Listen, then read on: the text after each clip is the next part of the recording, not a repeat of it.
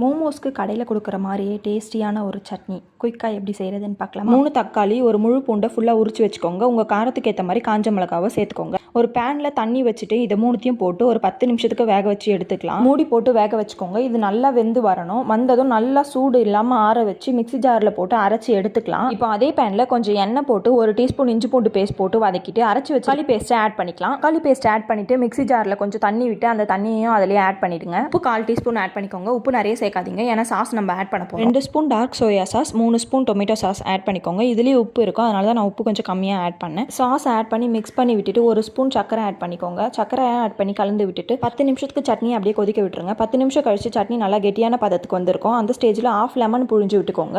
Lemon புழிஞ்சு விட்டால் அந்த புளிப்போட டேஸ்ட் வந்து நல்லா இறங்கி சட்னி ரொம்ப டேஸ்டியாக வரும். சட்னி இந்த மாதிரி கெட்டியான ஸ்டேஜ்க்கு வந்ததும் ஸ்டவ் ஆஃப் பண்ணிட்டு சூடாக மோமோஸோட வச்சு சர்வ் பண்ணுங்கள். மோமோஸோட ரெசிபி நாளைக்கு ஷேர் பண்ணுறேன். இன்னைக்கு சட்னியோட ரெசிபியோட நான் கிளம்புறேன். நெக்ஸ்ட் வீடியோவில் பார்க்கலாம்.